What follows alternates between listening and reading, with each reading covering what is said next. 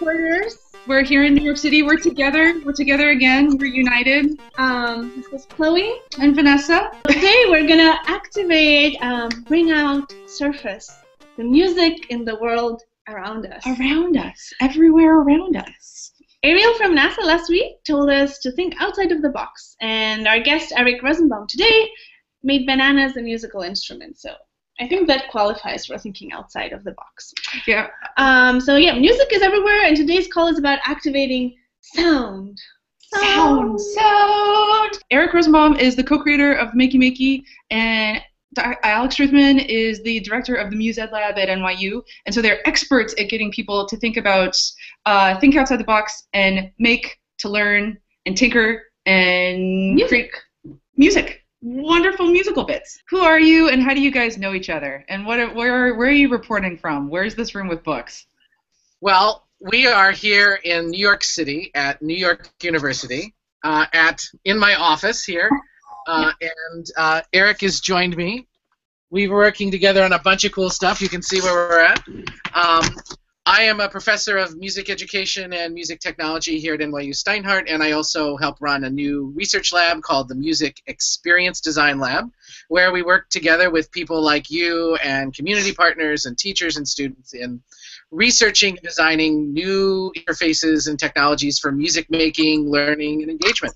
And Eric gets to hang out with us, so it's awesome. I just finished my PhD at MIT Media Lab. Huzzah! Yes! Stoked about that. Having finished that, now I get to hang out and do other fun things, like I'm a visiting scholar here at NYU, like Alex mentioned. We're collaborating on some new creative, playful music technology stuff. I am the co-inventor of MaKey MaKey with Jay Silver, and sweet shirt. I don't have mine on today, but I wear it always on the inside. And Jay and I worked with littleBits folks to make that totally sweet, brand new MaKey MaKey bit. So to Vanessa's question, what DIY musical instrument are you? I'm going to actually delegate answering that to this person over here. That wasn't really English, but what the cup was talking about there was, first of all, playful, goofy approaches to music, and transforming just regular, everyday materials around you, like coffee cups and tape and maybe some paper clips, and combining them with technology to make new musical magic. Like this, we had it hooked up to MaKey MaKey to... But of course, the vocal sounds also work for that. I like to do those kinds of things too. Awesome. Well, welcome. We're so stoked to have you here.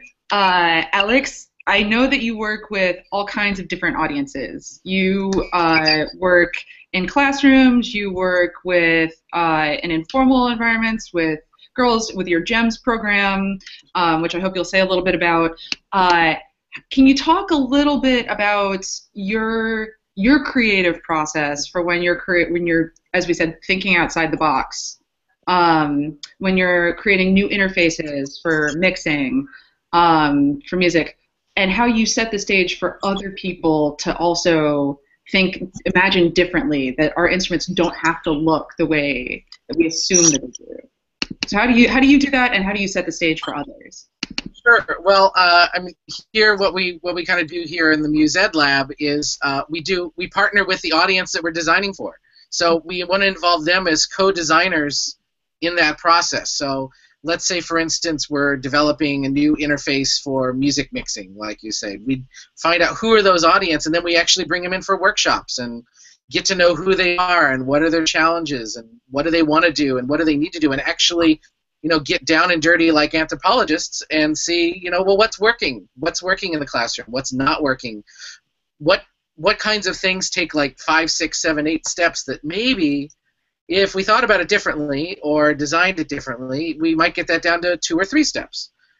So a lot of it's just about spending time with kids and makers and musicians and seeing what their pain points are, and then involving them in a process of designing something new. So we have structures built in so that we'll try something out. And a lot of what I learned about how to do this actually came from Eric's mentor, Mitch Resnick, from the MIT Media Lab. And imagining, reflecting, sharing, and you can go into all the details with that, but going through a process of just playing around, seeing what works, learning from that, being observant, keeping our ears open, and hopefully through that process, doing it many, many, many times, we end up with something that comes out from there. And that's very different from a traditional approach where you might have some expert from afar be hired to consult and develop something, and then it ends up being what they want, but is not really what the end consumer uses. So we do this. We spend a lot of time with kids because we want to design for kids to help them be more expressive and creative.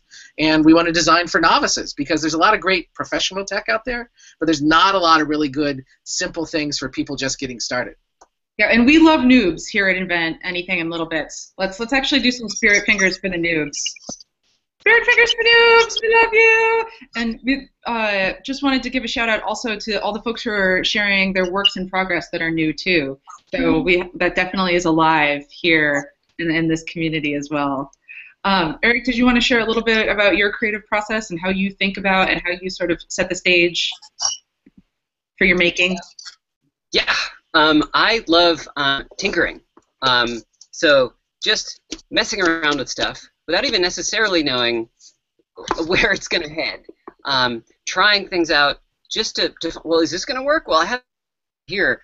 Maybe I'll combine them. And so one of the super important things about tinkering is just having a really good stuff and people around you and a safe environment to mess things up. There's a lot of talk now in the progressive education world about failure and how really it's about iteration. Just try something to see, and whatever doesn't work is interesting, and you learn from it. So that's the kind of stuff that I use all the time when I'm making something new. I don't necessarily know where it's heading, and it doesn't necessarily succeed, but that's how you get to something new that you didn't think of before. So both of you mentioned other people, and there's a common phrase that when we're all making together, because actually all of us are have co-designed in some way. We're always talking about finding our crew and finding those people. How do you find the people who are part of your creative fabric? How do you find your crew? Alex, do you want to answer first? Sure. Well, I can answer that in a couple different ways. When we were working with you, Vanessa, on the Play With Your Music course, which is an online free course. If you're interested, it's at playwithyourmusic.org. You can learn more about that.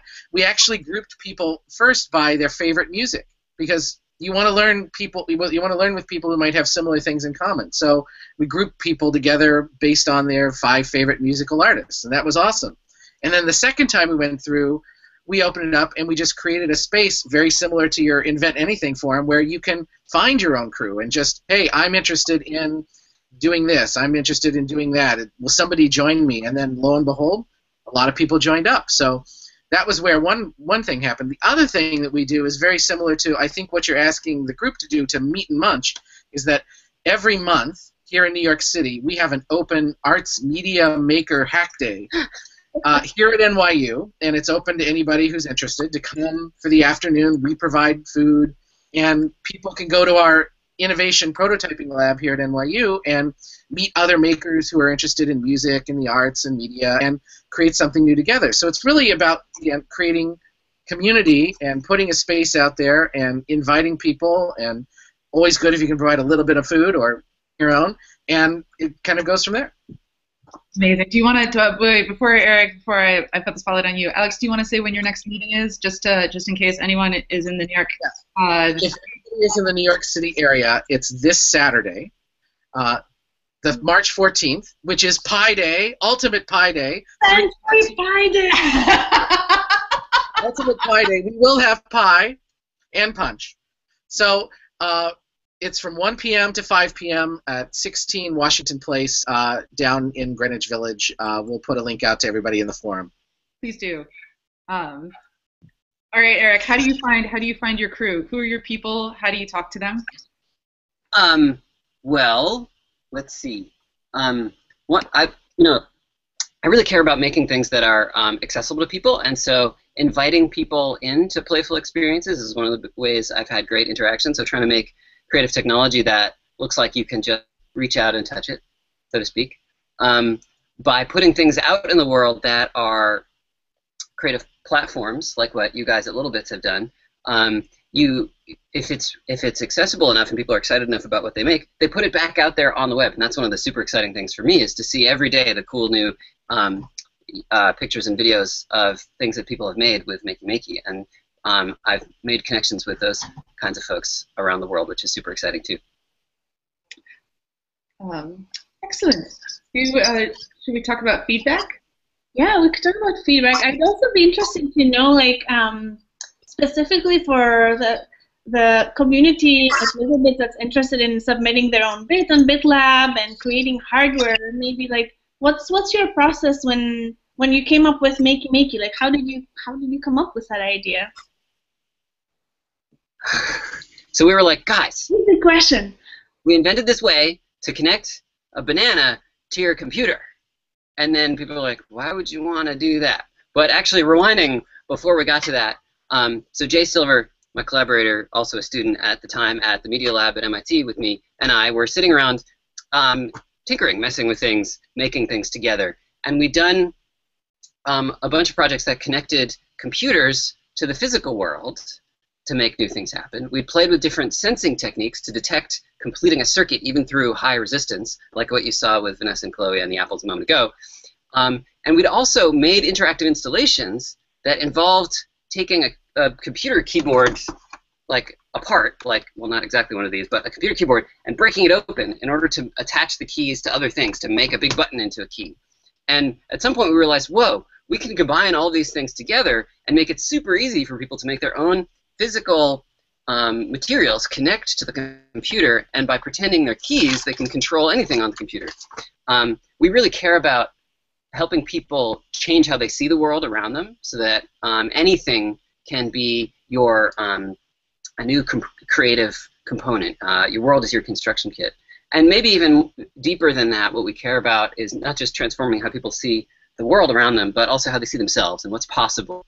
And that's why littleBits is kind of a fellow traveler in this journey for us of changing the world, because MaKey MaKey is about transforming how people see themselves in the world, and so is littleBits in a powerful way.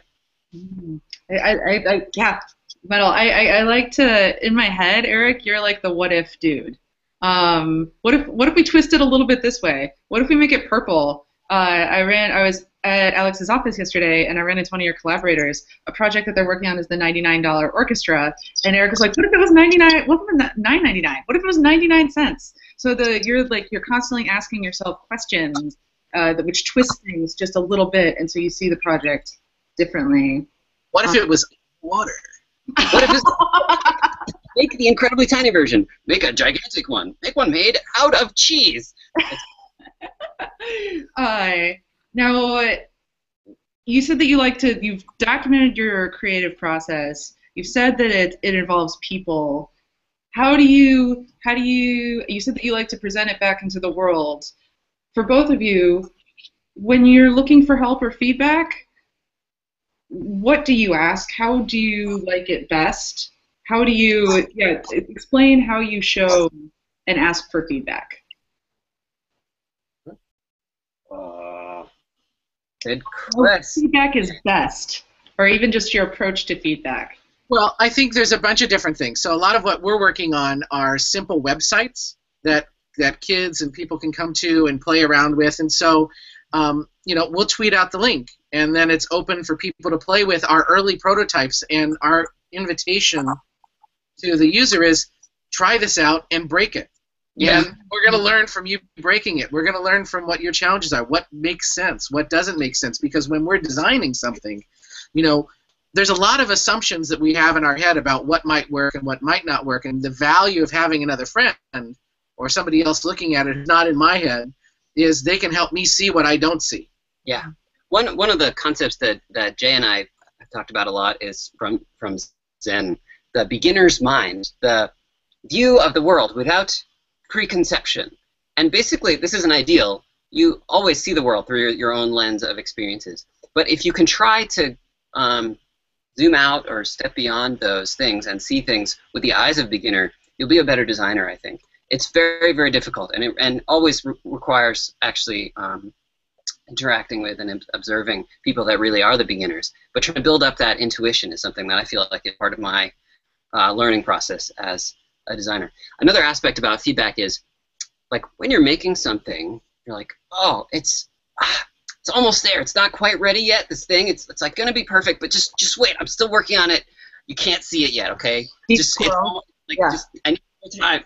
And trying to get past that impulse in order to put something, even if it's imperfect, out in the world and getting feedback on it can be incredibly valuable, because you learn things that you never would have thought of if you hold something too close.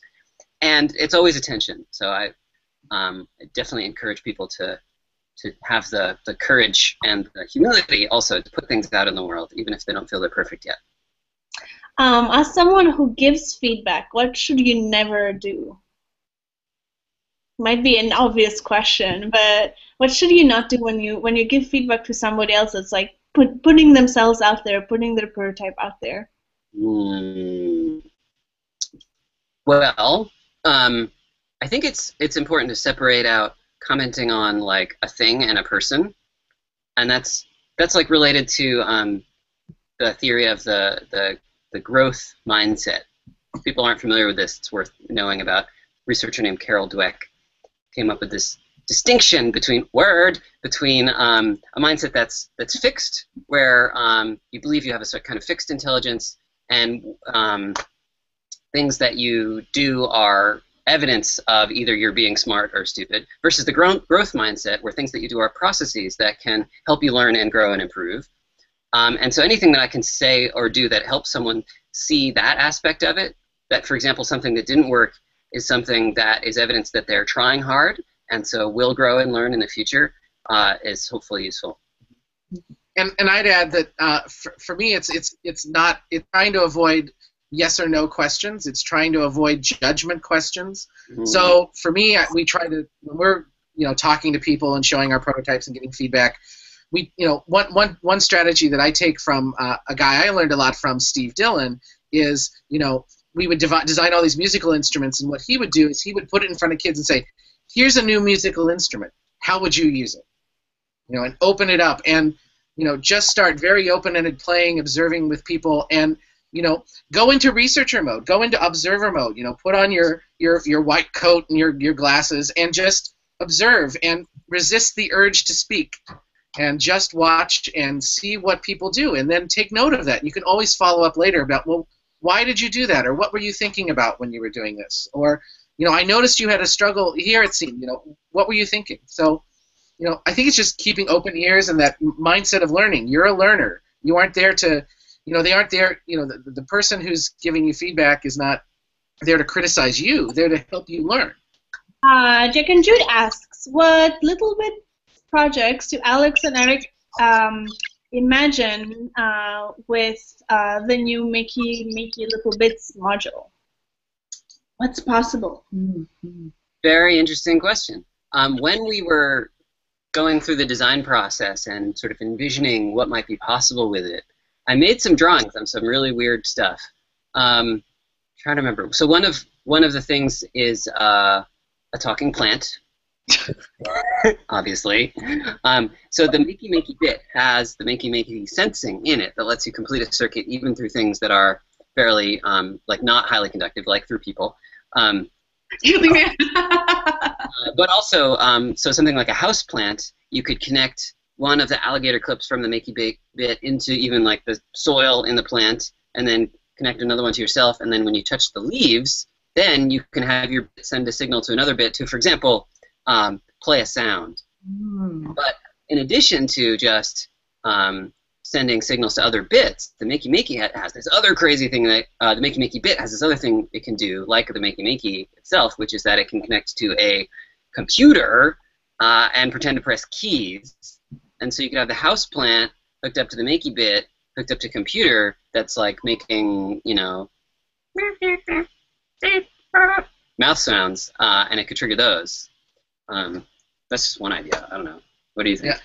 Anything that conducts electricity, whether that's foil or graphite from a pencil or a human skin, can be connected to the bit. So get creative. You can string people up. We've done huge projects where we've gotten a huge class and room full of people together, and they all kind of give a high five at the same time, and then that makes sound or that triggers the next event. So all sorts of possibilities with the bit.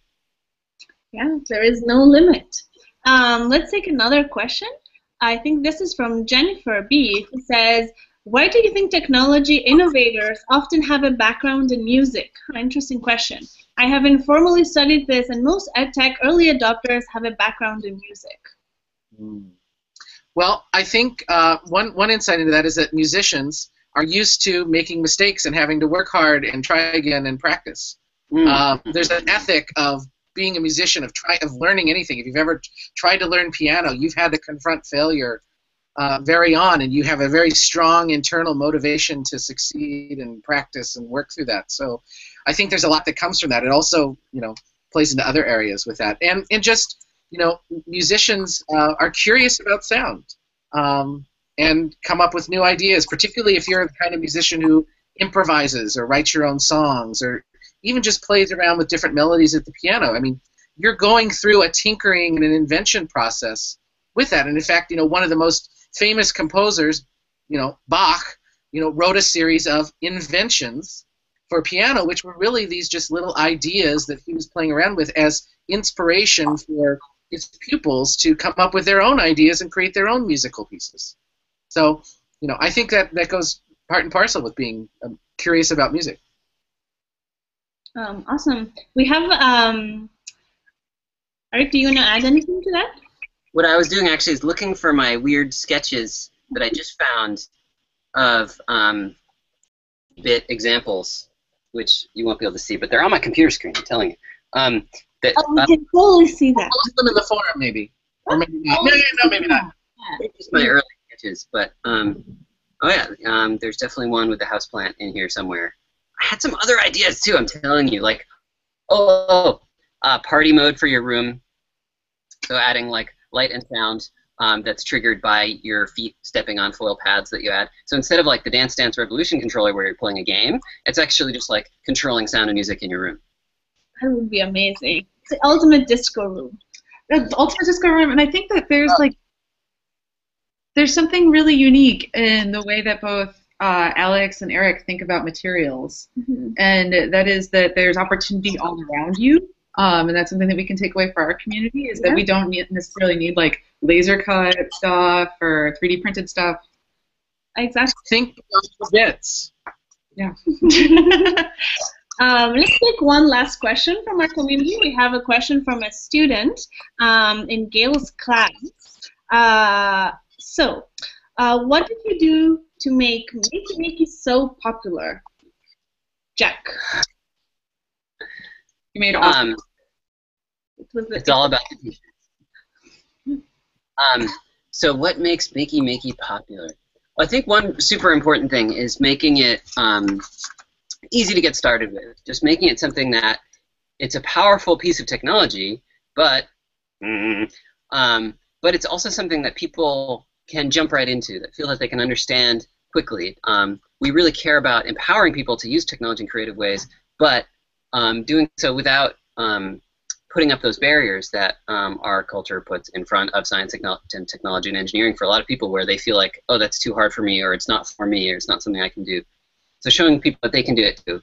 And one way is by showing all these everyday materials and games and music and things that people care about, to show that there's a way in for them too, that they can do it too. And trying to make it plug and play, so it's easy to get started. There's not a lot of like boring setup stuff to do. You can just plug it in and go. And littleBits is like that as well. And then just one other really important thing that we did right at the start was Jay and I were like, you know what? We made the technology, but we have to share the idea with people. And so when we did our Kickstarter campaign, we made a video that just showed all of the wacky examples that we could think of before anyone else had a MaKey MaKey. And of course, since then, there are thousands of crazy projects that we never imagined. But we made a project that involved like bananas, and one with Mario Brothers, one with Pac-Man, one with a cat. All these things that we know that the internet loves, and that people would hopefully share with their friends. And so that has helped a lot as well to spread the idea. Right on. Vanessa, could we be talking all day here? I know. We can, like, there's no amount of time is ever enough to spend with Alex Ruthmann and Eric Rosenbaum. But we're gonna. You guys are welcome to stay and hang out if you like, and hang out with us in these rooms. We're gonna jump over and work in our small critique rooms. So thank you so much for coming. You get a big Invent Anything, littleBits heart, P2P heart, and we'll see you soon. We'll talk to you soon. Thanks, guys. Thank you. Thank you. Goodbye. Thanks. Bye.